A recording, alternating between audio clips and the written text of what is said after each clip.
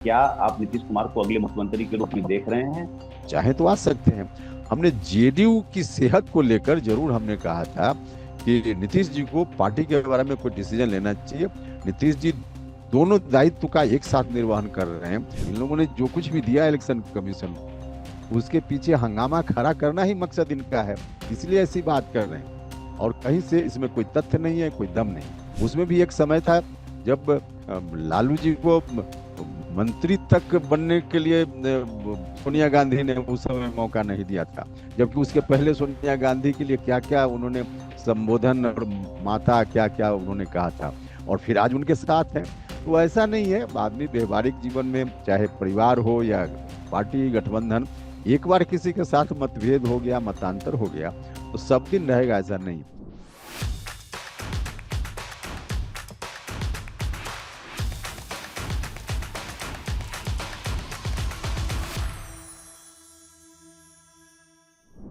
नमस्कार sir, Indian express की idea exchange में आपका स्वागत है। अ, आज हमारी बातचीत हो रही है श्री उपेंद्र कुशवाहा जी से। राष्ट्रीय लोक मोर्चा के राष्ट्रीय अध्यक्ष हैं। इनकी लंबी राजनीतिक पारी रही है, कर्पूरी ठाकुर के समय से लेकर के अभी तक की 35 साल से ऊपर की, मुझे लगता है कि ऑलमोस्ट पॉलिटिकल करियर है। 35 40 साल के बीच का करियर। केंद्र में मंत्री रह चुके हैं। और कल राष्ट्रीय लोक मोर्चा की रैली होने वाली है। और अभी पटना में, अब जैसे बिहार में चुनाव आने वाला है, तो रैलियों का सिलसिला ऑलरेडी शुरू हो चुका है, यात्राओं का। तो मैं सर सबसे पहले ये जानना चाहूंगा, आप अपनी पूरी पॉलिटिकल करियर से लेकर के अभी जो अपनी जर्नी है, और अभी के चैलेंज से लेकर के पूरी तरह से आप पूरी जर्नी को किस तरह से देखते हैं, और आने वाले चुनाव में आपको लगता है क्या क्या मुद्दे होंगे? सबसे पहले तो नमस्कार आप सभी को। एक तरह से आपका जो सवाल है पूरा इतिहास मुझको बताने के लिए आप कह रहे हैं। हमने, जैसा कि आपने खुद भी कहा कि राजनीति की शुरुआत हमने की जब हम विद्यार्थी थे, स्टूडेंट लाइफ में थे, तब से हमने राजनीति की शुरुआत की, और जननायक कर्पूरी ठाकुर जी के सानिध्य में मैंने राजनीति की शुरुआत की। और जब उनका सानिध्य मिला जननायक कर्पूरी ठाकुर जी का, उस वक्त कोई बहुत एक्टिव पॉलिटिक्स में भी हम नहीं थे, स्कूल के विद्यार्थी हुआ करते थे। उनका कार्य क्षेत्र समस्तीपुर से बगल का वैशाली डिस्ट्रिक्ट, जहाँ मेरा घर है। मेरे पिताजी से उनका बहुत ही अच्छा लगाव था। मेरे पिताजी एक साधारण किसान थे, लेकिन सोशल एक्टिविटी उनकी रहती थी। तो जननायक कर्पूरी ठाकुर जी हमारे घर पे आते रहते थे कई बार। मुझको याद है कि कई बार रात में भी आ जाते थे। आज की तरह कोई मोबाइल तो था नहीं, गांव में टेलीफोन भी नहीं था, तो कोई सूचना पहले से देकर आए हो ऐसा नहीं था। अचानक से आ गए रात में, और फिर दरवाजा खटखटाया तो पता चला कि कर्पूरी ठाकुर जी आए हैं। मुख्यमंत्री के रूप में भी एक आध बार हमारे यहाँ आए, तो इस रूप में आ जाया करते थे यदा कदा। कोई पॉलिटिकल एक्टिविटी उस इलाके में होती थी तो मेरे पिताजी से आकर जो भी सहयोग उनसे चाहते थे, तो उसके लिए आते रहते थे। तो इसके कारण मुझको उनके बहुत करीब जाने का सौभाग्य प्राप्त हुआ शुरुआती दौर से ही। और मेरे पिताजी सोशली एक्टिव थे। इलेक्शन के समय में खास करके जो भी कैंडिडेट्स जननायक कर्पूरी ठाकुर जी की उस समय की पार्टी के हुआ करते थे, उनके साथ चुनाव में घूमना, उनके लिए काम करना। और स्वाभाविक रूप से मैं घर पे होता था, तो बाकी दिन विद्यार्थी होने के कारण बहुत एक्टिविटी गांव में राजनीतिक रूप से करने की गुंजाइश नहीं थी, और उसकी इजाजत भी नहीं होती थी। लेकिन चुनाव में लोगों के बीच जा जाकर प्रचार करना, सिंबल दिखाना, और फिर वोट के दिन लोगों को इकट्ठा करके ले जाना। तो इस तरह से जननायक कर्पूरी ठाकुर जी के बारे में और जानने की जो जिज्ञासा तब रहती थी, तो पिताजी से पूछना कि और आसपास से पूछना। तो उनका जो एक घर का पूरा लाइफ था, उनकी इस दिनचर्या का या उनके पूरे लाइफ का मेरे जीवन पर असर उसी वक्त से शुरू हुआ। गांव में कोई व्यक्ति बीमार पड़ता था तो इलाज कराने जाना है तो मैं साथ को लेता था। चाहे बगल के किसी अस्पताल में जाना हो या पटना आना हो या और कहीं। तो जननायक कर्पूरी ठाकुर जी के जीवन का ही असर मेरे ऊपर हुआ कि इतनी मेहनत करते हैं, लोगों के लिए करते हैं, तो क्यों ना हम भी आगे चलकर समाज के लिए, या उस वक्त जितना हमसे बन पा रहा था समाज के लिए करें। तो यह जो असर मेरे ऊपर हुआ, वहीं से राजनीति की ओर आने की प्रेरणा मिली। और तब से फिर बाद में चलकर जब पीजी की पढ़ाई मैंने पूरी की, तो फिर कर्पूरी ठाकुर जी की जो पार्टी उस समय होती थी, लोक दल, उसमें हमने अपनी सदस्यता ली। और फिर उसी वक्त से नीतीश कुमार जी से भी मेरा संपर्क हुआ। और मैं दुर्भाग्य रहा कि बाद में जब मैंने पार्टी की सदस्यता ली, तो कर्पूरी ठाकुर जी बहुत दिनों तक नहीं रहे। 2-3 साल के अंदर चले गए, उनका देहांत हो गया। तो उनके देहांत के बाद स्वाभाविक रूप से, क्योंकि अ, उस वक्त की जो पार्टी थी, उस पार्टी में जननायक कर्पूरी ठाकुर जी के चलते मुझको पदाधिकारी, यूथ इकाई जो थी, उसमें मुझको बनाया गया। तो कर्पूरी जी के बाद स्वाभाविक रूप से नीतीश जी के साथ काम कर ही रहे थे, तो उनके साथ हो लिए। और नीतीश जी उन्हीं की आइडियोलॉजी को लेकर आगे बढ़ रहे थे, तो यह मुझको अच्छा भी लग रहा था। तो इस दृष्टि से फिर नीतीश जी के साथ काम करने लगे। अ, बाद में वह दिन भी आया जब नीतीश कुमार जी लालू जी से अलग हो गए। जॉर्ज फर्नांडिस साहब के नेतृत्व में एक पार्टी निर्माण की दिशा में आगे बढ़ने लगी। उस वक्त से हम फिर समता पार्टी का निर्माण हुआ, जनता दल जॉर्ज, फिर समता पार्टी। तो नीतीश जी के साथ जो संघर्ष हुआ पूरे बिहार में, आरजेडी का जो कुशासन था, आतंक था, उसके खिलाफ, उस संघर्ष में पूरा का पूरा हम भी लगे रहे बाकी लोगों के साथ।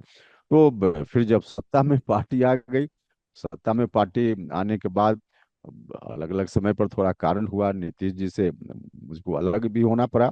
सामान्य तौर पे सत्ता में 12 साल 14 साल तक संघर्ष करके जब लोग आता है, तो सामान्य तौर पे लोग सत्ता से लाभ लेना चाहते हैं, सत्ता से अलग होना नहीं चाहता है कोई। लेकिन मेरा मन शुरू से एक विद्रोही स्वभाव का था। तो जो कुछ भी वहाँ अंदर घटित हो रहा था, यह मुझको पसंद नहीं था, इसलिए फिर वहां से हम अलग हुए। और सत्ता तुरंत पार्टी आई थी, उसको छोड़कर हम बाहर हो गए। फिर उसके बाद तो बीच में नीतीश जी के साथ भी गए, हमने अपनी पार्टी बनाई, फिर नीतीश जी के साथ गए। जब एक बार पार्टी बना के नीतीश जी के साथ गए, तो उस वक्त राज्यसभा की सदस्यता नीतीश कुमार जी ने मुझको दे दी। लेकिन राज्यसभा का भी जो मेरी जो उस समय जो राज्यसभा की सदस्यता थी, उसका कार्यकाल लगभग आधा ही बीता था कि फिर राज्यसभा से इस्तीफा देकर फिर हम अलग हो गए, क्योंकि उस समय जो अंदर का वातावरण था वो हमारे अनुकूल नहीं था, काम करने के अनुकूल नहीं था, तो हम अलग हो गए। तो राज्यसभा से इस्तीफा करके फिर हम सड़क पे आ गए। फिर हमने संघर्ष की शुरुआत की, फिर अपनी पार्टी बनाई। और हम काराकाट से, जो एक लोकसभा क्षेत्र है बिहार का, वहां से उम्मीदवार हो गए अपनी पार्टी की ओर से एनडीए गठबंधन में। और काराकाट की जनता ने मुझको आशीर्वाद दिया, भारत सरकार में हम फिर बन गए, मंत्री भी बन गए। उसके पहले जब संघर्ष के समय जब हम बता रहे हैं 12-14 साल संघर्ष, तो हम एमएलए बने थे 2000 में पहली बार। नीतीश जी जिस पार्टी में थे, समता पार्टी थी बनी थी तब, उसी पार्टी से विधायक बनने का मुझको, बिहार विधानसभा का सदस्य बनने का अवसर मिला। जंदाहा, जो मेरे घर के बगल का इलाका, अब जंदाहा कंस्टिट्यूंसी करके नहीं है, लेकिन तब था। तो उसी कंस्टिट्यूंसी से विधानसभा में सदस्य बनने का मुझको अवसर प्राप्त हुआ। फिर इसी दौरान 5 साल के दौरान जब राबड़ी देवी चीफ मिनिस्टर थी बिहार की, तो उस वक्त मुझको बिहार विधानसभा में प्रतिपक्ष का नेता बनने का भी अवसर मिला। लेकिन बाद में, जैसा कि हमने कहा कि पार्टी सरकार में जब आ गई, नीतीश कुमार जी मुख्यमंत्री बन गए, उसके बाद फिर हम अलग होकर अपनी पार्टी बनाए और भारत सरकार में हम मंत्री बन गए। भारत सरकार में मंत्री रहने के बाद भी जो कुछ भी अंदर की बहुत सारी चीजें हैं जिसको बाहर बताना उचित भी नहीं होता है, लेकिन जो भी कारण हुआ, फिर हम मंत्री परिषद को त्याग करके और फिर हम बाहर आ गए। और फिर थोड़े दिनों के लिए बीच में नीतीश जी के साथ भी चले गए। उस वक्त भी जब नीतीश जी के साथ गए, लोकसभा चुनाव 2019 के बाद, तो विधान परिषद की सदस्यता मुझको मिल गई। तो लेकिन विधान परिषद की सदस्यता तो आधा से ज्यादा समय बचा हुआ था। फिर हम वहां से अलग होकर आज राष्ट्रीय लोक मोर्चा पार्टी के राष्ट्रीय अध्यक्ष के रूप में हमारे साथियों ने मुझको दायित्व दिया है। तो इसी रूप में हम काम कर रहे हैं। और फिर राष्ट्रीय लोक मोर्चा जब बना, लोकसभा का चुनाव आया, उस चुनाव में भी एनडीए गठबंधन के हम हिस्सा बने और चुनाव भी लड़े। लेकिन चुनाव चुनाव कुछ स्थानीय कारण के चलते चुनाव नहीं जीत पाए। तो आज की परिस्थिति में फिर एनडीए की ओर से आवश्यकता महसूस की गई इस बात की कि इनको कोई जगह देनी चाहिए। तो राज्यसभा सदस्य के रूप में, अपनी पार्टी के एक सदस्य के रूप में, मैं राष्ट्रीय लोक मोर्चा का सदस्य और एनडीए गठबंधन का हिस्सा हमारी पार्टी है, हम हैं। तो अभी तक का मोटे तौर पे यही एक है हमारा, जो जहाँ से हमने राजनीति की शुरुआत की और जहाँ हम अभी हैं। आपने यह अभी भी अभी उसमें, हाल फिलहाल एसआईआर की काफी, हाँ आपने यह भी अपने अभी अभी सर एसआईआर की काफी चर्चा हुई इस,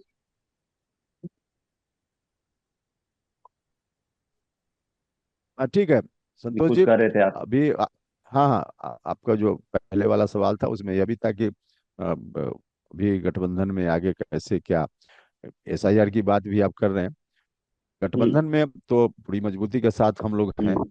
हमारी पार्टी गठबंधन में एक पार्टनर है और मजबूती के साथ एनडीए चुनाव लड़ेगा, इसके साथ हम हैं भी। और बिहार में जो वातावरण है वो एनडीए के पक्ष में है, इसलिए इस बार के चुनाव में बहुत दिक्कत नहीं होगी। विपक्ष से कोशिश की जा रही है अलग अलग तरह से कि कैसे हम सत्ता में आ जाएं। उसी संदर्भ में अभी एसआईआर को इशू बनाने की कोशिश हुई। राहुल गांधी जी स्वयं आए बिहार में और कई दिनों तक उन्होंने लगातार यात्रा की। यात्रा की शुरुआत भी हुई, यात्रा का समापन भी हो गया, लेकिन जीरो से उनकी यात्रा की शुरुआत हुई थी और जीरो पर यात्रा उनकी समाप्त हो गई। क्योंकि एसआईआर ऐसा विषय है जिस विषय का कंसर्न बहुत जनता से नहीं है। शुरुआती दौर में लगा था कि शायद टारगेट करके कुछ वोट काटने की कोशिश होगी, लेकिन ऐसा नहीं है।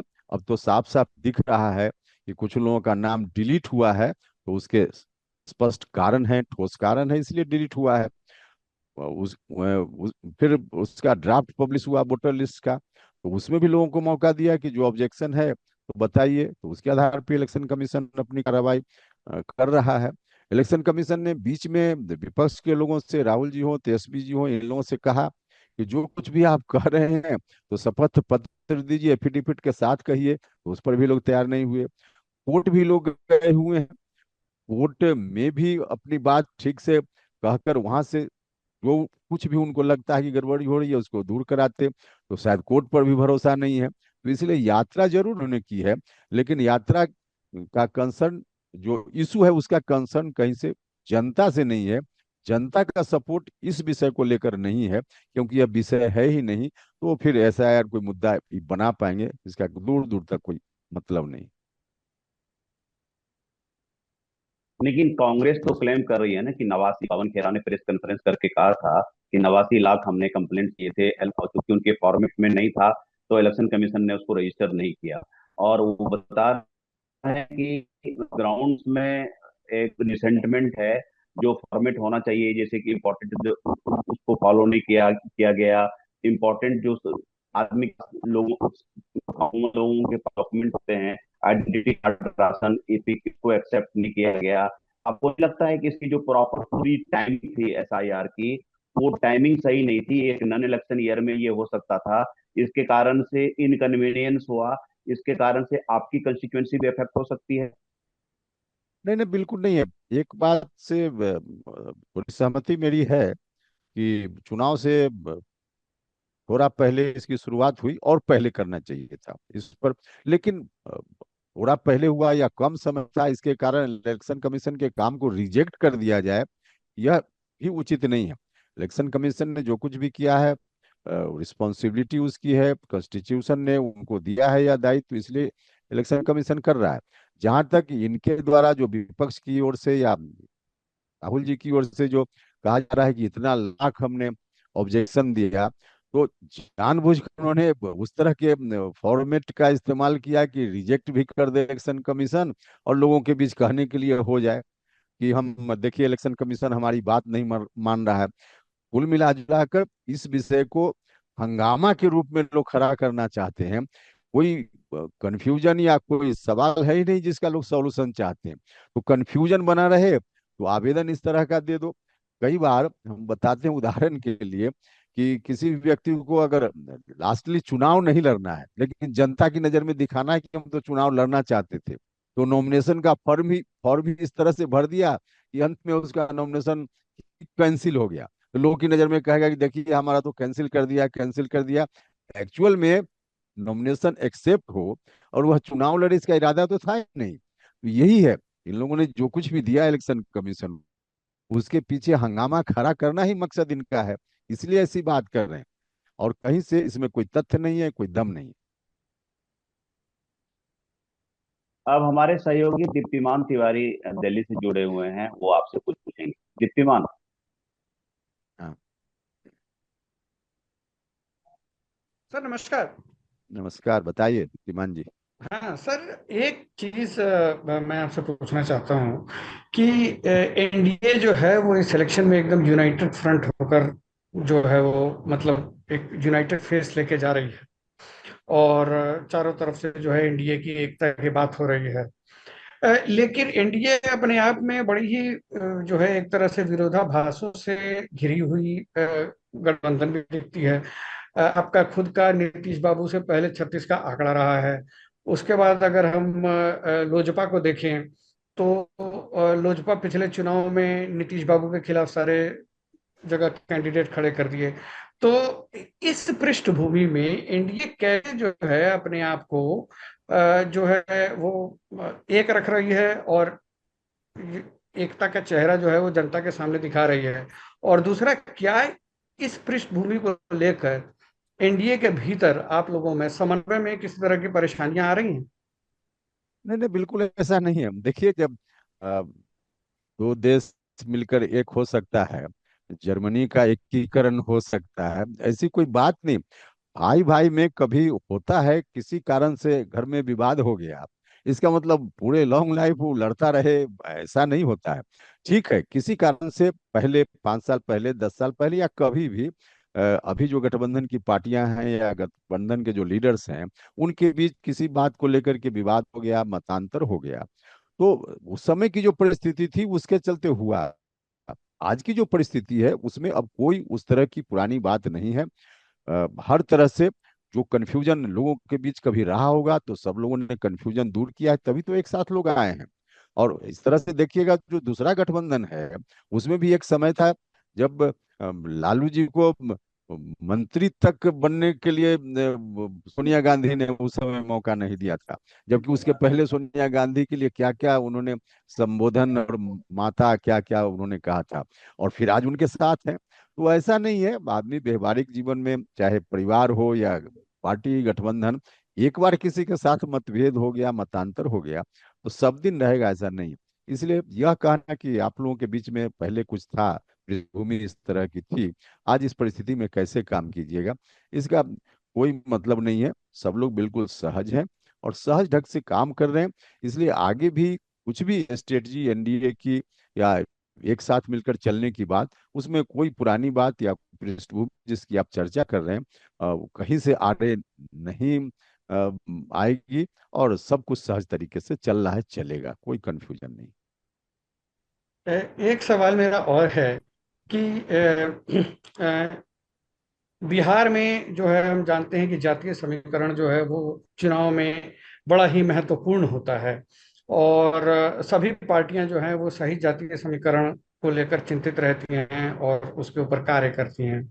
अगर पिछला हम लोकसभा का चुनाव देखें तो खास करके आप जिस समाज से आते हैं उसमें राष्ट्रीय जनता दल ने बड़े सारे टिकट जो हैं वो कुशवाहा समाज के प्रतिनिधियों को दिए, और एक तरह से एक उनकी स्ट्रेटेजी रही कि नॉन यादव ओबीसी जो है उसको जो है पार्टी की तरफ अट्रैक्ट किया जाए। इस बार भी ऐसे संकेत मिल रहे हैं कि नॉन यादव ओबीसी पे जो महागठबंधन है उसका काफी जोर रहेगा। क्योंकि उनके पास एक कहा जाता है कि MY का एक बड़ा ही फॉर्मिडेबल कॉम्बिनेशन है, जिसके काफी काफी बड़ा वोट चंक है, और उसमें अगर नॉन यादव OBC जो है वो जुड़ जाए तो एक बड़ा ही मुश्किल खड़ी हो सकती है एनडीए के लिए। तो इस चीज को लेकर क्या एनडीए जो है वो चिंतित है, और उसके लिए एनडीए किस तरह की स्ट्रेटजी पर काम कर रहा है? नहीं देखिए, ये सवाल का दो पार्ट है। एक जो आपने कहा कि बिहार में चुनाव में जात के आधार पर बहुत सारी चीजें होती हैं, इससे हम सहमत हैं। लेकिन ऐसा बिहार में ही सिर्फ नहीं होता है, दूसरे राज्यों में भी होता है। तो सिर्फ बिहार के साथ इस तरह की बात जोड़ करके कई बार हमको लगता है कि बिहार को जानबूझकर कहीं कुछ लोग जाने या अनजाने बदनाम तो नहीं कर रहे हैं। और जगह भी चुनाव में, पॉलिटिक्स में कोई भी स्टेट शायद अछूता नहीं है इससे। सिर्फ बिहार नहीं, बाकी जगह भी होता है। दूसरा जो स्ट्रेटजी रही है लोकसभा चुनाव में आरजेडी की, निश्चित रूप से इस स्ट्रेटजी में थोड़ी उनको सफलता मिली है और उनको चस्का लग गया है। चस्का लग गया है, इसलिए आगे भी कोशिश करेंगे। हम बिल्कुल आपकी बात से एग्री करते हैं कि विधानसभा में कोशिश करेंगे, लेकिन इस कोशिश में उनको सफलता नहीं मिलेगी, क्योंकि आप भी वर्ड यूज कर रहे हैं नन यादव ओबीसी। कहीं यादव का कोई मामला है तभी तो नन यादव ओबीसी की बात हो रही है। नन यादव ओबीसी जो गांव में या कहीं भी बिहार में लोग रहते हैं, बहुत ही शांति प्रिय लोग होते हैं, शांति पसंद लोग होते हैं। वो आप गांव के झंझट से थोड़ा दूर रहना चाहते हैं। और आरजेडी के जो लोग हैं, वो ज्यादा झंझट क्रिएट करने वाले लोग हैं। तो गांव में जिस तरह से लोगों के बीच या दुराव की स्थिति रहती है, उनकी कोशिश के बाद भी बहुत सफलता उनको नहीं मिलेगी। एक दूसरा कि हम लोग भी मतलब एनडीए भी अब उनकी इस स्ट्रेटजी पे पूरा पूरा ध्यान रखे हुए हैं हम लोग भी। और इस बात को 100% हम लोग एश्योर करेंगे कि उधर से कोई स्ट्रेटजी ऐसी है, उसकी काट हम कैसे करें। मतलब कि पुराना जो अनुभव हमारा है लोकसभा चुनाव का, उस अनुभव का लाभ लेकर नई स्ट्रेटजी विधानसभा के लिए हम बेहतर से बेहतर बनाएंगे, ताकि कोई लाभ उनको इस रूप में न मिल जाए, एनडीए मजबूती से आगे रहे। तो हम लोग का ध्यान है सारी चीजों पर, उसको हम लोग करेंगे। अब हमारे सहयोगी जतिन आनंद आपके धन्यवाद पास है। सर। जतिन, जतिन जतिन पूछेंगे।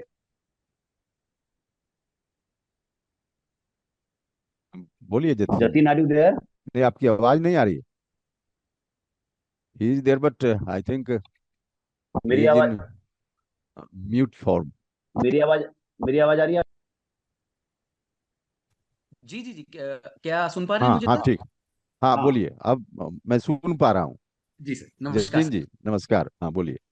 जी सर, मैं ये जानना चाह रहा था कि अभी आज के परिप्रेक्ष्य में अगर देखा जाए तो चिराग जी ने अपना इंटेंट डिक्लेयर कर दिया है कि वो ज्यादा से ज्यादा सीटों पे शायद लड़ने का सोच रहे हैं।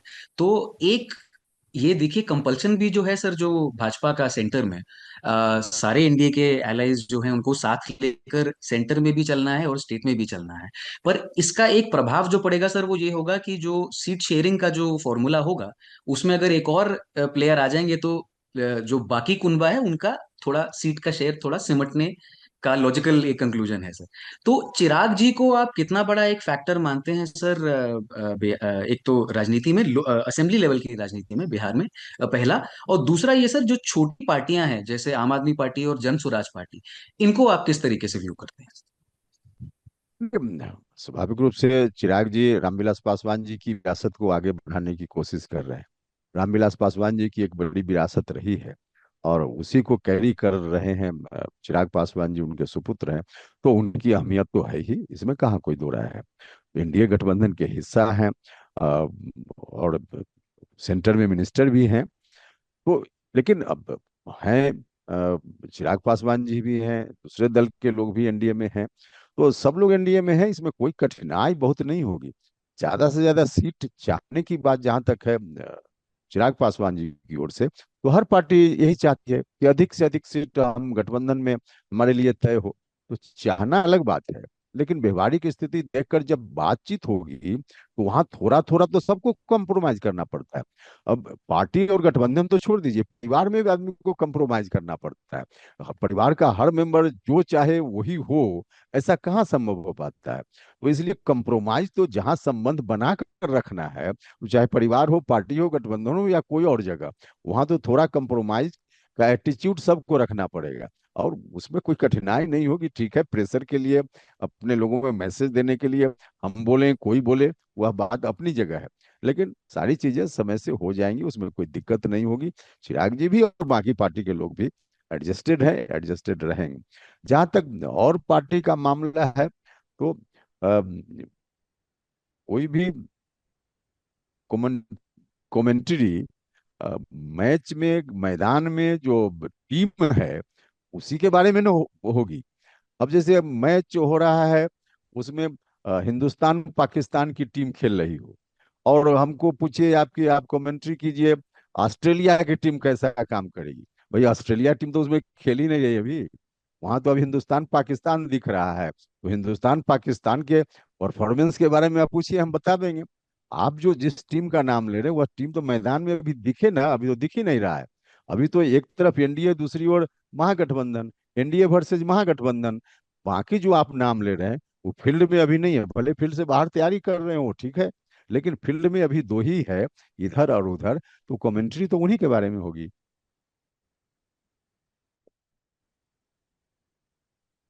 तो आप प्रधान जी का खुल के नाम क्यों नहीं ले रहे हैं कुशवाहा जी? वो तो पूरी उनका अच्छा, सोशल उसकी मीडिया हम कह माउंटेड रहे हैं वहां कि पर। अब वो कह रहे हैं कि हम सोशल मीडिया से हो जाना हो तो माफ कीजिएगा, पिछले विधानसभा चुनाव नहीं, में ग्राउंड पर भी है। अचानक, हम बता रहे हैं, पिछले विधानसभा चुनाव में अचानक से एक दिन सुबह के अखबारों में फर्स्ट पेज का विज्ञापन आया था कि एक कोई व्यक्ति, कोई महिला लड़की मुख्यमंत्री का उम्मीदवार बिहार में हो गई। और उस रूप में तो उसका कोई बहुत मतलब नहीं है। हम कह रहे हैं कि ठीक है, ऑस्ट्रेलिया की टीम भी होगी, लेकिन अभी मैदान से बाहर है ना। ऑस्ट्रेलिया की टीम मजबूत है, कमजोर है, जब मैदान में जब वह टीम आएगी तब ना। अभी तो कोई मतलब नहीं ना उस पर टिप्पणी करने का। हम यह नहीं करें कि वो क्या कर रहे हैं, नहीं कर रहे हैं ग्राउंड में। कुल मिला जुला कर अभी फील्ड में दो ही टीम है, एनडीए वर्सेज महागठबंधन। बाकी कोई टीम नहीं है, तो फिर उस पर क्या हम टिप्पणी करें। लालमणि जी, आप कुछ पूछना चाह रहे हैं? लालमणि वर्मा पूछेंगे आपसे कुछ। हाँ जी। चलिए, सर नमस्कार। नमस्कार। हाँ लालमणि जी बताइए। हाँ, पूछिए। हाँ सर, अभी जो एसआईआर में वहां पे लगभग 65 लाख के आसपास वोट अभी जो डिलीशन हुआ है, और असेंबली इलेक्शन में जो परिणाम आते हैं अधिकतम सीटों पे 5,000 से लेकर 10,000 तक के मार्जिन पे परिणाम बदल जाता है। तो यहाँ पे अभी आपके कैडर ने, पार्टी या एनडीए की पार्टी के कैडर ने कुछ फीडबैक मिला क्या सर कि जो ये 65 लाख कटे हैं, डिलीट हुए हैं, ये किसके समर्थक थे, किसके वोटर थे? ये मैक्सिमम महागठबंधन के थे या एनडीए के थे? कुछ ऐसा अभी तक अब मिला है क्या सर? नहीं नहीं, उसमें कई जगह, अब कोई व्यक्ति जिसका नाम दो जगह है, शहर में भी है, गांव में भी है, बिहार में भी है, दिल्ली में भी है, वैसे लोगों का नाम अगर कट रहा है तो कई जगह हम लोगों ने देखा है कि वो हमारे भी समर्थक हैं। कई जगह महागठबंधन के भी समर्थक होंगे। कोई व्यक्ति जिसकी मौत हो चुकी है, भले उनके नाम पर कोई और वोट डाल लेता तो शायद हमको ही मिल जाता, एनडीए को मिल जाता। उस तरह के लोग भी हैं, महागठबंधन को भी। तो कुल मिला जुला कर हम लोग कई जगह देख रहे हैं, तो कहीं उनका कहीं हमारा, कोई टारगेटेड कि सिर्फ एनडीए का या सिर्फ महागठबंधन का। शुरुआती दौर में यही आशंका व्यक्त की जा रही थी जो आप कह रहे हैं कि महागठबंधन के वोट को टारगेट करके कुछ एरिया में डिलीट किया जाएगा। लेकिन अब जो सच्चाई सामने आई है उसमें ऐसा नहीं है। अब सबसे ज्यादा जो ड्राफ्ट पब्लिश हुआ था, सबसे ज्यादा तो पटना जिला से डिलीट करने की संख्या हो गई थी। पटना तो एनडीए का मजबूत गढ़ है। तो वहाँ उस तरफ जो पूर्वांचल का जो डिस्ट्रिक्ट है, उससे ज्यादा नाम पटना का कटने की स्थिति हो गया था। तो इसलिए कोई टारगेट करके दिख रहा हो ऐसा नहीं है, कहीं उनका भी है, कहीं हमारा भी है।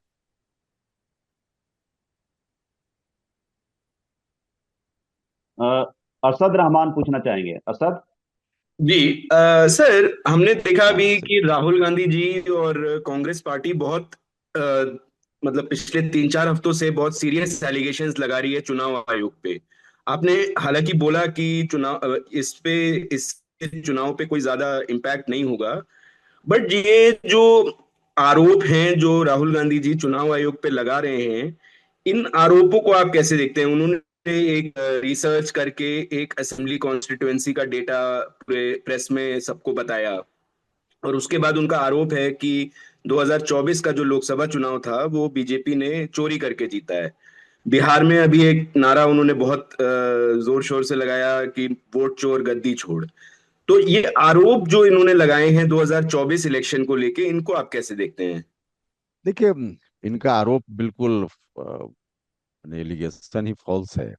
अब इसलिए हम बोल रहे हैं कि हम तो बार बार शुरुआती दिन से, जब से इन लोगों ने इस मुद्दा को उठाना शुरू किया, तब से मीडिया के लोग मुझसे भी सवाल पूछते रहे हैं।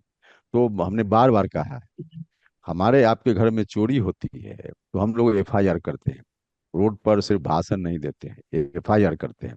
ठीक है, पड़ोसी के बीच भी हम बोलते हैं, लेकिन एफआईआर हमको करना पड़ता है। एफआईआर में क्या क्या सामान चोरी में चला गया, इतना पैसा गया, इतना सामान गया, इतना ऑर्नामेंट्स, या सब विवरण लिखना पड़ता है उसमें, तब कार्रवाई होती है। इलेक्शन कमीशन ने बार बार इनको कहा कि आप एफिडेविट करके दीजिए कि क्या क्या आप कह रहे हैं, नहीं दिया।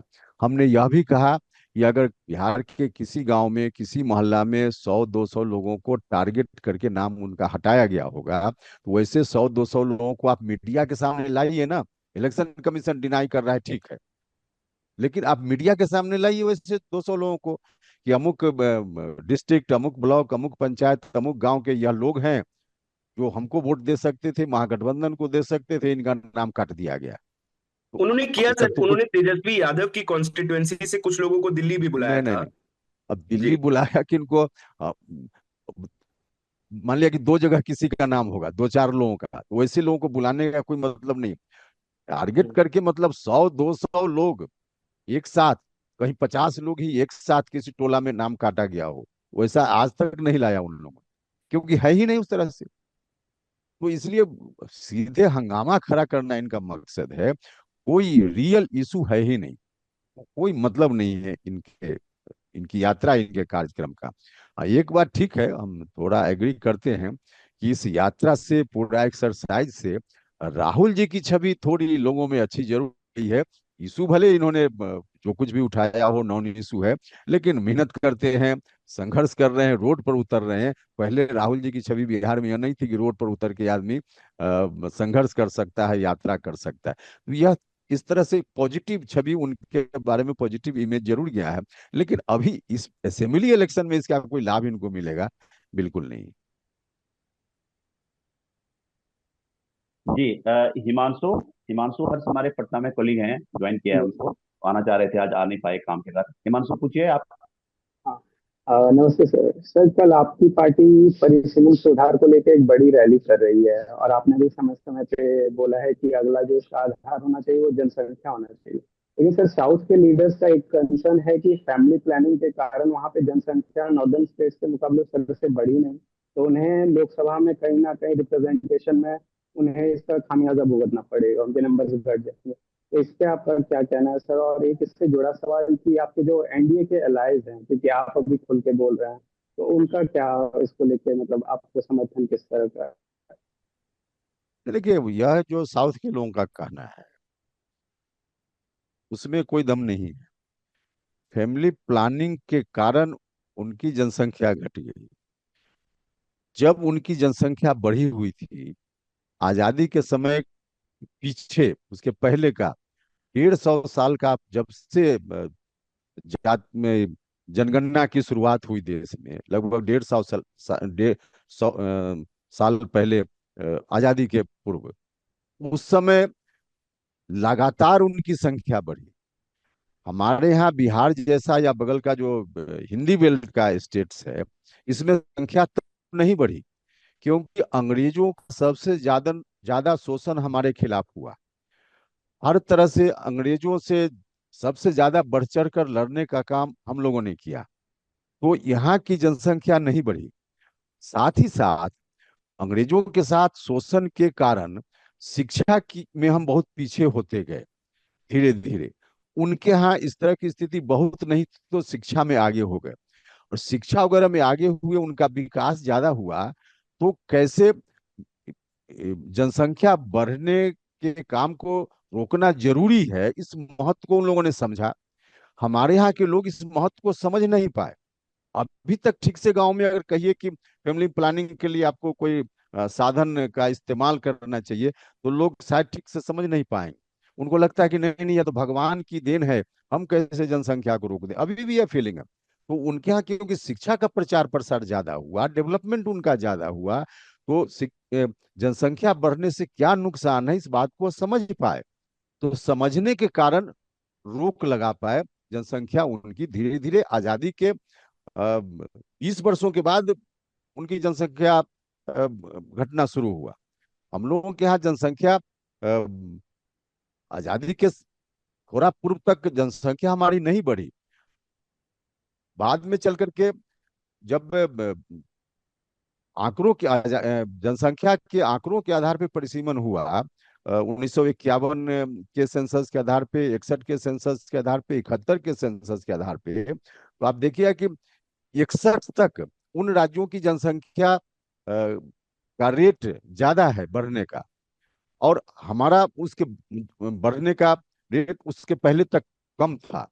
तो उनकी जनसंख्या उस कारण से बाद में चलकर रुकी। हमारे यहाँ शिक्षा का अभाव उसके चलते, आज देखिए एक रिपोर्ट आई है बिहार में कि जब से शिक्षा का प्रसार प्रसार यहाँ ज्यादा हुआ है, तो मैट्रिक पास कोई महिला अब मां बन रही है, तो उनके यहाँ रेट अब कम हो रहा है जनसंख्या वृद्धि का। जो इंटर पास महिलाएं हैं अब मां बन रही हैं, तो उनके यहाँ भी रेट कम हो रहा है। तो शिक्षा का प्रसार प्रसार ज्यादा होगा तो जनसंख्या वृद्धि कम होगी, यह है। न कि कोई फैमिली प्लानिंग उन लोगों ने करा लिया इंटेंशनली और हमारे यहाँ हम लोग जानबूझकर इग्नोर किए, ऐसा नहीं है। तो जब उनकी जनसंख्या बढ़ रही थी 1951 61, उस समय तो एतराज नहीं हुआ, उस समय तो परिसीमन होने दिया।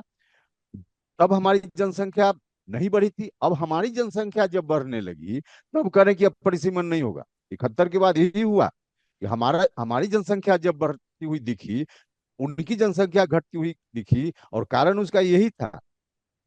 तो तब अब उसके बाद 1976 में से इस पर रोक लग गई। तो रोक लग गई, और जनसंख्या की बात जो कर रहे हैं, तो जनसंख्या बढ़ने के दोषी बिहार के लोग नहीं है, उत्तर प्रदेश के लोग नहीं है। हमारे यहाँ जिस तरह से शुरुआती दौर से एक तरह से कहिए कि जिस ऐतिहासिक कारण से हम पीछे होते गए, शिक्षा का प्रचार प्रसार नहीं हुआ, उनका डेवलपमेंट ज्यादा हुआ, शिक्षा का प्रचार प्रसार ज्यादा हुआ, तो इसके चलते चीजों को हम देर से समझ पा रहे हैं। तो इस कारण से जनसंख्या वृद्धि का जो उनका जो तर्क है, कहीं से उसमें कोई दम नहीं है, उसका कोई मतलब नहीं है। जब उनकी जनसंख्या बढ़ रही थी तो परिसीमन ठीक था, जब हमारी जनसंख्या बढ़ने लगी तो परिसीमन गलत हो गया। ये दोहरी नीति नहीं चलेगी ना। और हमारा संविधान कहता है, हमारे संविधान में जहां से हम प्रस्तावना की शुरुआत करते हैं वही लिखा हुआ है हम भारत के लोग। ऐसा नहीं लिखा हुआ है कि हम भारत की स्टेट्स, भारत के लोग। तो भारत के लोग मतलब भारत में जितने लोग हैं उनका रिप्रेजेंटेशन होना चाहिए ना लोकसभा में, बाकी जगह पे। और उसके हिसाब से रिप्रेजेंटेशन की स्थिति देखिएगा तो उन राज्यों में लगभग 21 लाख एवरेज है, जो 21 लाख लोग मिलकर के एक प्रतिनिधि संसद में भेजते हैं। हमारे यहाँ 31 लाख लोग मिलकर भेजते हैं। तो 31 लाख की आवाज मिलकर एक आदमी वहां उठाता है, और उनके यहाँ 21 लाख लोग ही मिलकर चुन लेते हैं। तो यह जो अंतर है, इस अंतर को समाप्त करना पड़ेगा। हमारे साथ पहले इतिहास में अन्याय हुआ है, इस अन्याय की भरपाई के लिए हमको अपना हक चाहिए, और इसीलिए हम परिसीमन की बात कर रहे हैं। उन लोगों ने पहले ही से, अभी परिसीमन की स्थिति बनेगी नहीं बनेगी 2026 में, लेकिन पहले ही से प्लेटफॉर्म बना लिया कि नहीं नहीं नहीं होने देंगे, नहीं होना चाहिए। इसलिए हमको भी लगा कि वो लोग बोल रहे हैं और हमारा हक मारा जा रहा है, हमारे साथ इनजस्टिस हो रहा है, हम चुप रह जाएंगे तो फिर हमारे साथ शायद अन्याय हो जाए, इसलिए हमको बोलने की जरूरत पड़ गई। वरना कई लोग यह भी सवाल पूछते हैं कि 26 में होना है, आप क्यों अभी से बोल रहे हैं? कारण उसके पीछे भी यही है। तो जो जनसंख्या का उनका तर्क है वह सही नहीं है। जब हमारी संख्या नहीं बढ़ी थी, उनकी बढ़ी थी तो लाभ ले लिया। हमारी जनसंख्या बढ़ रही है तो लाभ नहीं देंगे। और जनसंख्या बढ़ने के पीछे भी कारण है शिक्षा का प्रचार प्रसार, डेवलपमेंट। उनका हुआ नहीं, बढ़ी जनसंख्या, हमारे यहाँ देर से हो रहा है तो अब जनसंख्या धीरे धीरे हमारे यहाँ घटेगी। तो इसलिए ऐसा है, उनका तर्क कोई मतलब नहीं इसका। तो एनडीए के अंदर आप सर रियलाइज हिमांशु का इसमें प्रश्न जा ये भी सकते था, क्या बीजेपी बीजेपी का समर्थन? जी जी जी। हाँ, आप जो समर्थन वाली बात कर रहे थे, समर्थन की जरूरत अभी अभी तो देखिए, यह विषय ऐसा है कि हम यहाँ 7-8 लोग जुड़े हुए हैं। अ, हम लोगों में से भी कई लोग होंगे जिनको पूरी जानकारी ही नहीं होगी कि संविधान इस विषय में क्या कहता है और क्या इंजस्टिस किसके साथ हो रहा है। मतलब यह विषय बिल्कुल नया विषय है, 50 साल पहले का विषय है। तो हमारा मकसद एक ही है कि पहले लोगों तक पहुंचाएं इस बात को, इसलिए हम लगातार रैली कर रहे हैं। हम बिहार में कई जगह हमने रैली की है और लाखों लोगों तक हमने अपनी बात को पहुंचाई है। आप लोगों के माध्यम से पहुंचा रहे हैं। कल पटना में 5 सितंबर को भी हमारी रैली इसी विषय पर है, बिहार भर के लोग आएंगे तो उसमें हम अपनी बात, तो हमारा मकसद है अभी अधिक से अधिक लोगों तक यह विषय जाए, लोग जाने तो कि क्या हमारे साथ हो रहा है। तो विषय से लोग अवगत होंगे तो आगे बात होगी। दूसरे दल के लोगों से अभी इस विषय को लेकर हमने कोई संपर्क नहीं किया है, जरूरत पड़ने पर करेंगे। सर आपके मुख्य एलाय बीजेपी ही पावर में है, करना उन्हीं को है। हिमांशु का प्रश्न ये था, क्या बीजेपी ऑन बोर्ड है, सपोर्ट कर रही है इस आइडिया को? बीजेपी से हमारी कोई बात इस विषय को लेकर स्पेसिफिक नहीं हुई है। हम उम्मीद करते हैं कि निश्चित रूप से बीजेपी इसके साथ होगी, लेकिन एक जो पॉलिटिकल कंपल्सन होता है पार्टियों के साथ, जो व्यवहारिक पक्ष है, उसको भी हम ध्यान में रखते हैं। भारतीय जनता पार्टी या जो देश भर की पार्टी है, उनको साउथ के राज्य में भी पार्टी चलानी है। तो जितना मुखर होके हम लोग बोलते हैं, उतना मुखर होके शायद बीजेपी बोल नहीं पाए। सरकार में जो दायित्व उसका है, सरकारी दायित्व का निर्वहन जरूर समय पर बीजेपी करेगी, हमको पूरा विश्वास है। लेकिन बोलने का जहां तक मामला है, तो थोड़ा इस बात का ख्याल तो रखना ही पड़ता है ना। तो इसलिए अब उस रूप में हम कंपेल करें अभी से कि नहीं नहीं, बताइए आपकी क्या राय है, इसकी क्या आवश्यकता है। देखिए, साउथ के जो पॉलिटिकल पार्टीज हैं, क्योंकि रीजनल पार्टी हैं, तो वहां के किसी इशू पर पक्ष विपक्ष के लोग भी एक साथ हो जाते हैं। डीएमके एक साथ, और भी जो पार्टी वहां की सब एक साथ, भले अंदर में अपने स्टेट के अंदर लड़ते हैं, लेकिन कोई नेशनल इशू हो तो एक साथ हो जाते हैं। तो वहां के लोग कर पाते हैं क्योंकि उनका रीजनल है। और हम लोग भी, क्योंकि पूरे देश की पार्टी हमारी है नहीं, आरजेडी इस काम को कर सकता है, जेडीयू कर सकता है, लेकिन कांग्रेस या बीजेपी के साथ यह व्यवहारिक कठिनाई है। इस कठिनाई को हम ध्यान में, मुझको इस बात का पूरा पूरा ज्ञान है। हम कंपेल क्यों करें उनको कि नहीं नहीं बोलिए अभी आप क्या कीजिएगा। हाँ, सरकार बनेगी तो मेरा भरोसा, सरकार है ही, मैंने सरकार के स्टेज तक जब बात आएगी उस समय मेरा भरोसा है कि निश्चित रूप से भारत की सरकार करेगी। सर बीच में आपने एक बहुत महत्वपूर्ण सवाल उठाया था। नीतीश कुमार की लीडरशिप के बाद एक ने निशांत की चर्चा की थी कि निशांत को पॉलिटिक्स में जिस फॉर्म में ऑर्गेनाइजेशन में आ जाना चाहिए, और उनकी लीडरशिप को लेकर के काफी सवाल उठ रहे हैं, विपक्ष की तरफ से प्रश्न आ रहे हैं। तो क्या आप निशांत को पॉलिटिक्स में आ जाना चाहिए? आपको लगता है कि निशांत के कारण जेडीयू की लॉन्जिविटी होगी, एक लॉन्ग रोप मिल जाएगा निशांत कुमार के आने से? देखिए, हमने पहले भी यह नहीं कहा था या कभी नहीं कहा था कि निशांत को पॉलिटिक्स में आना चाहिए या नहीं आना चाहिए। यह डिसीजन तो उनका होगा ना, कौन व्यक्ति पॉलिटिक्स में आए नहीं आए, हम कैसे किसी के बारे में कोई प्रपोजल दे सकते, उनका डिसीजन है। चाहे तो आ सकते हैं। हमने जेडीयू की सेहत को लेकर जरूर हमने कहा था कि नीतीश जी को पार्टी के बारे में कोई डिसीजन लेना चाहिए। नीतीश जी दोनों दायित्व का एक साथ निर्वहन कर रहे हैं। मुख्यमंत्री के रूप में लगातार काम कर रहे हैं, बहुत काम होता है मुख्यमंत्री के रूप में, उनका अनुभव है लंबा, तो मुख्यमंत्री बने रहे आज भी आगे भी। लेकिन पार्टी वाले इशू पर जरूर उनको विचार करना चाहिए, कोई डिसीजन उनको लेना चाहिए, यह हमने उनको कहा है। और यह हम जो कुछ भी कह रहे हैं उससे मेरा कोई बहुत इंटरेस्ट या दूसरे का इंटरेस्ट नहीं, उससे जेडीयू का के इंटरेस्ट का मामला है। अगर जेडीयू ने कुछ ऐसा नहीं किया, ऐसा का मतलब किसी व्यक्ति को का नाम हम नहीं ले रहे, हम यह कह रहे हैं कि जेडीयू ने कोई डिसीजन नहीं लिया पार्टी के मामले में, नीतीश जी ने डिसीजन लिया, तो आगे चलकर हम जिस दिन से हम यह बात बोल रहे हैं जो ट्वीट हमने किया था उसी में यह बात हमने लिखी थी कि नीतीश जी ने कोई डिसीजन नहीं लिया तो उनकी पार्टी का इतना नुकसान फ्यूचर में हो जाएगा जिसकी भरपाई नहीं संभव हो पाएगी शायद। तो इसलिए उनको डिसीजन लेना है, उनको लेना चाहिए, हमने यह कहा है। सर विपक्ष बराबर एक अमित शाह जी के एक बयान की चर्चा करता है कि वो कहते हैं जिसमें कि नीतीश कुमार के नेतृत्व में चुनाव लड़ा जाएगा, लेकिन मुख्यमंत्री कौन होगा इसका फैसला बाद में होगा। मतलब उस तरह से वर्ड्स में नहीं कहा था, लेकिन विपक्ष का ये आरोप है। तो आपका आपका क्या कहना है कि क्या आप नीतीश कुमार को अगले मुख्यमंत्री के रूप में देख रहे हैं? निश्चित रूप से 100% नीतीश कुमार जी के लीडरशिप में अभी इलेक्शन भी होगा, उनके लीडरशिप में अगली सरकार भी बनेगी। चीफ मिनिस्टर नीतीश जी हैं और आगे आगे भी रहेंगे। जहां तक अमित शाह जी के बयान का मामला है, तो उस बयान को उस अर्थ में मत लीजिए। उनके कहने का अब प्रधानमंत्री जी हैं, नरेंद्र मोदी जी हैं, सबको मालूम इलेक्शन के पहले था, 2014 के इलेक्शन के पहले भी, 19 के इलेक्शन के पहले भी और अभी के इलेक्शन के पहले भी, सरकार बनेगी तो नरेंद्र मोदी प्रधानमंत्री बनेंगे, बिल्कुल घोषित रूप में।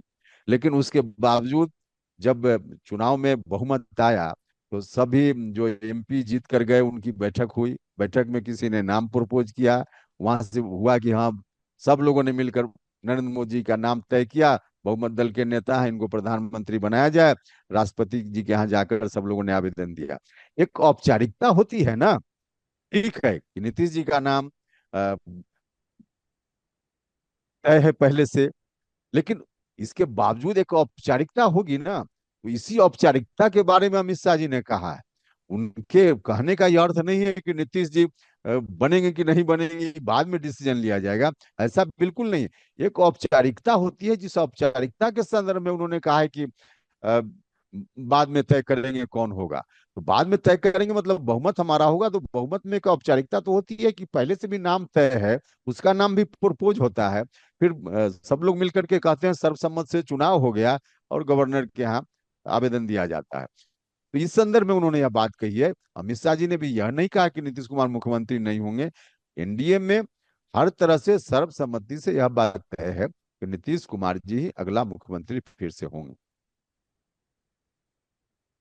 लालमणि एक वर्मा एक और सवाल पूछना चाह रहे हैं। हाँ लालमणि।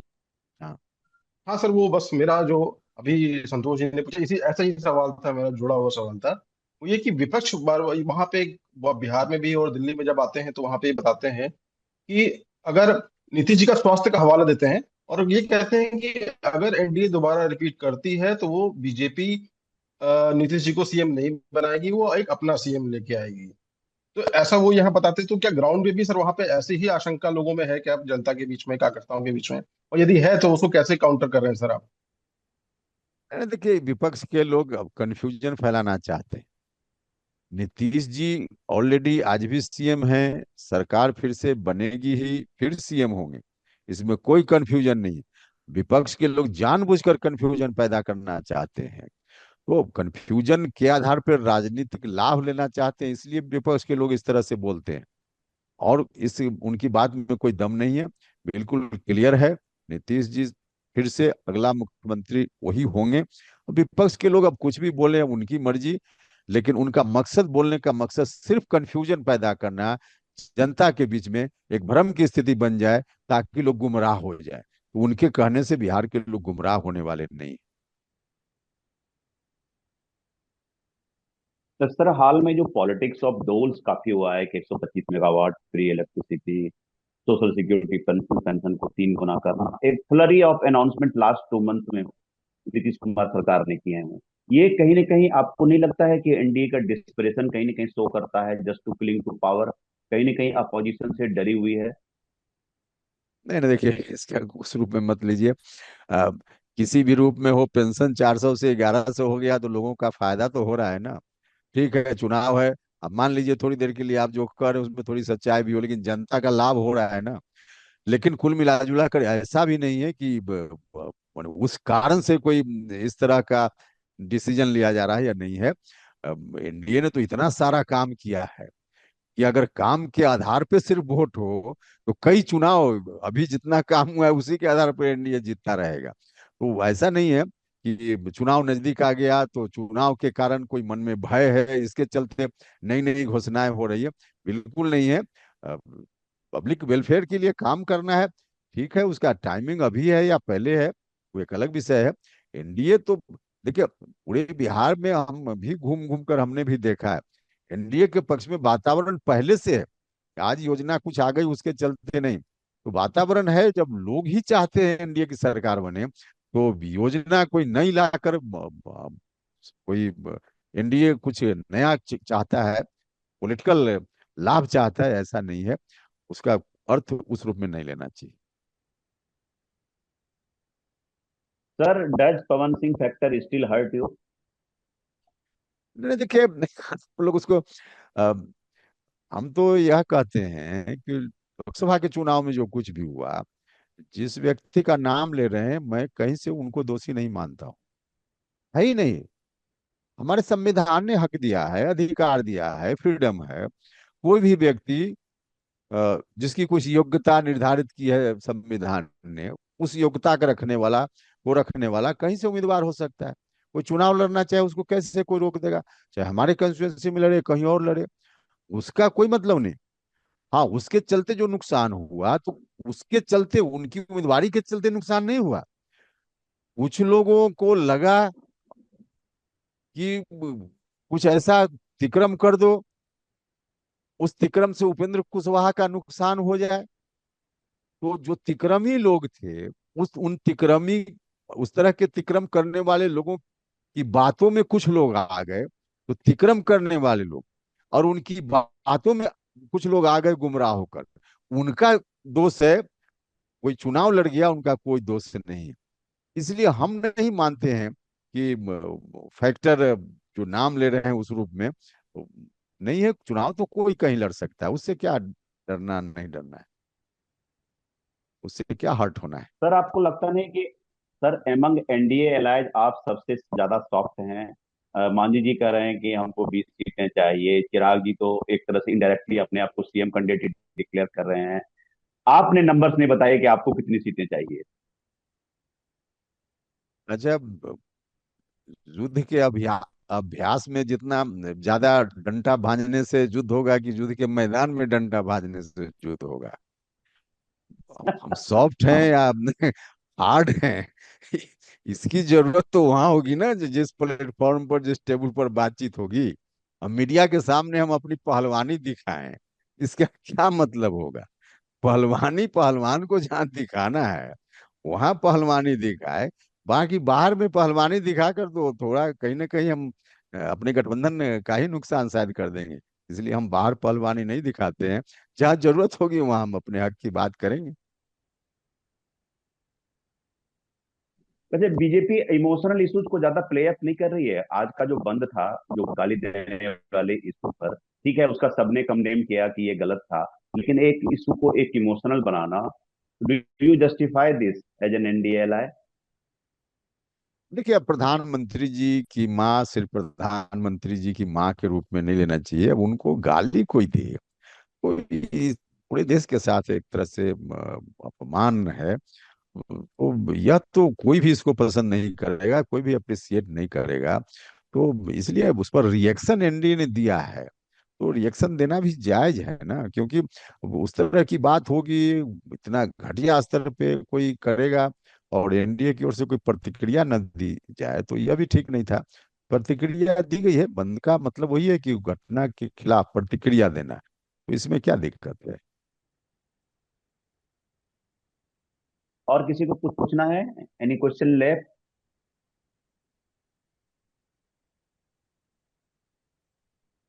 मनोज जी, आपकी टीम से कोई क्वेश्चन? पूछिए हाँ, पूछिए। एक सवाल मैं एक पूछना चाह रहा था। इस बार के असेंबली इलेक्शन में जैसे न्यू प्लेयर है Prashant Kishor, so how do you see उनका सो फार का उनका कैंपेन, उनके स्टेटमेंट्स, ये सब देख के कैसा लग रहा है, कितना असर करेंगे वो प्रशांत किशोर? हमने तो पहले ही इस सवाल का जवाब दिया है। हमको तो फील्ड में दो टीम दिख रही है।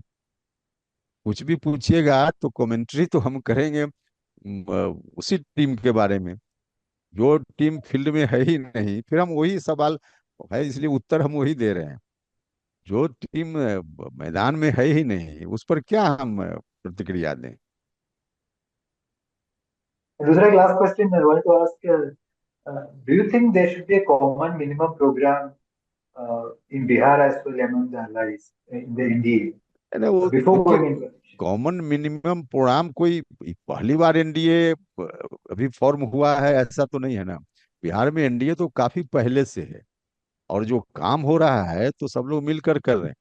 अब तो कई इशू तो ऐसा भी आया है बीच में, जिसके बारे में विपक्ष के लोगों को खासकर और बहुत सारे आम लोगों को भी विश्वास ही नहीं होता था कि बीजेपी भी इस एजेंडा को अपना एजेंडा में शामिल कर लेगी। जैसे कास्ट सेंसस का मामला है, तो कास्ट सेंसस के लिए यहाँ तो बिहार में नीतीश कुमार जी के लीडरशिप में एक रिप्रेजेंटेशन जाकर, डेलीगेशन जाकर के प्रधानमंत्री जी को सब लोगों ने कहा कि कास्ट सेंसस कराइए।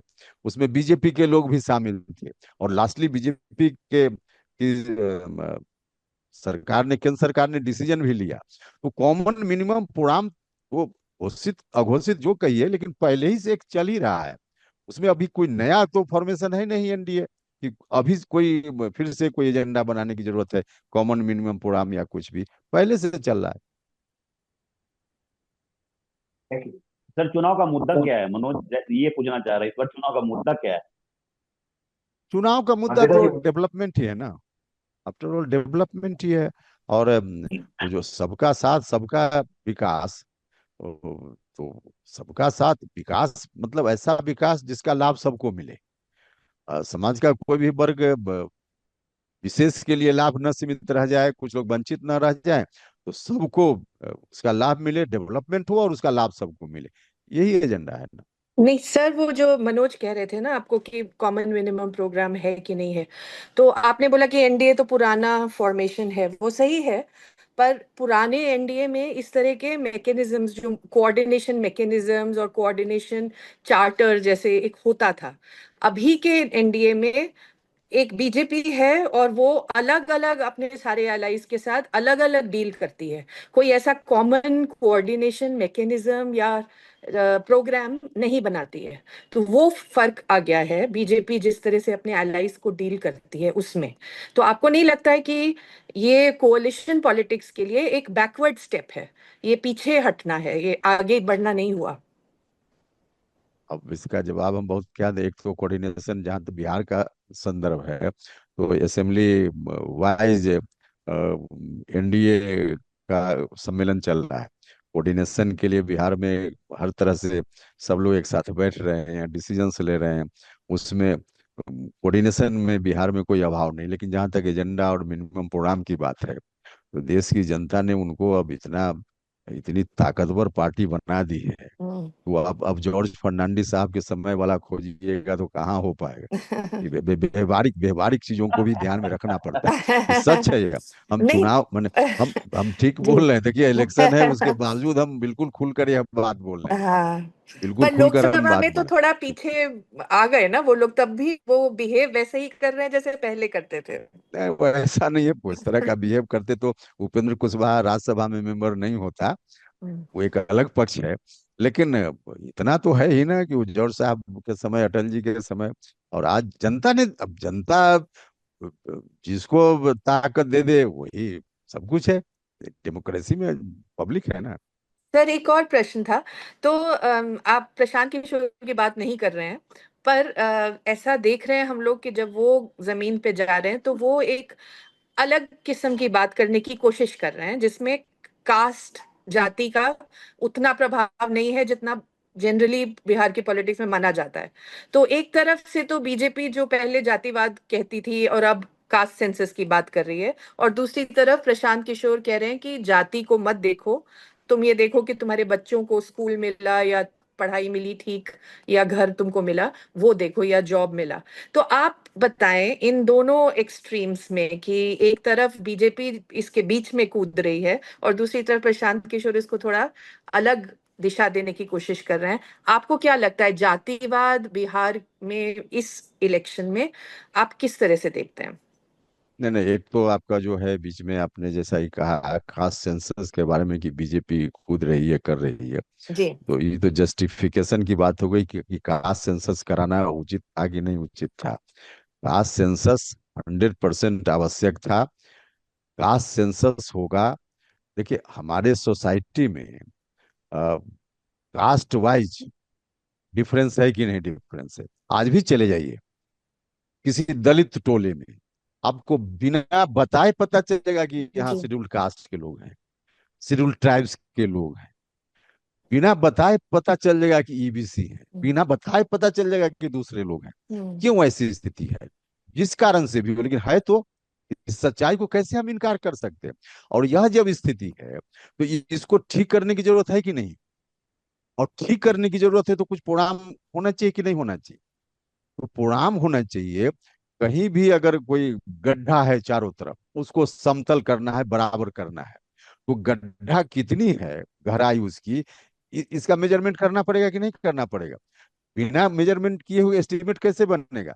बिना मेजरमेंट किए हुए फिर उस पर कैसे कोई काम हो पाएगा?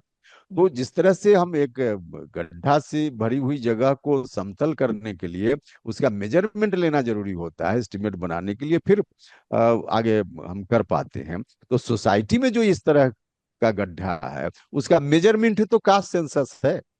तो कास्ट सेंसस होना ही चाहिए।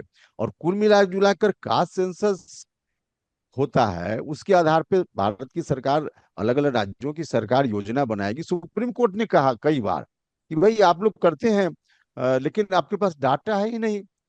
1931 की जनगणना के आधार पर आप डाटा लेकर बैठे हैं और उसी में कह रहे हैं कि हम इनको सुविधा देंगे, उनको नहीं देंगे, इनको देंगे। तो इंपेरिकल डाटा अभी रिसेंट का हो, इसके तो कास्ट सेंसस के अलावा दूसरा उपाय क्या है? तो कास्ट सेंसस से जो कुछ भी आएगा डेटा, उसके आधार पे गवर्नमेंट ऑफ इंडिया हो या डिफरेंट स्टेट्स की सरकारें हो, उनको मिलेगा डाटा कि हमको क्या क्या करना है सोसाइटी को एक जगह पर लाने के लिए।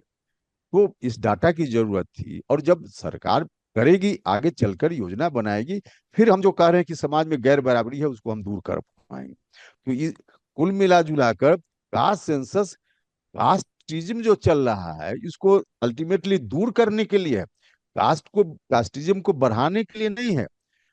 तो जैसे कोई व्यक्ति बीमार होता है तो बीमार का इलाज करना हो और सर्जरी अगर करना है तो सर्जरी के समय तो दर्द होगा। उस दर्द को ही हम अवॉइड करेंगे कि नहीं नहीं नहीं डॉक्टर ठीक नहीं है, ये तो बहुत दर्द दे रहा है। तो कैसे बीमारी का इलाज होगा? बीमारी का इलाज करना है तो कास्ट सेंसस करना पड़ेगा। तो जो लोग भी यह कहते हैं कि कास्ट सेंसस से जातिवाद बढ़ जाएगा, बिल्कुल गलत है। इससे धीरे धीरे चल करके और कास्टिज्म घटेगा।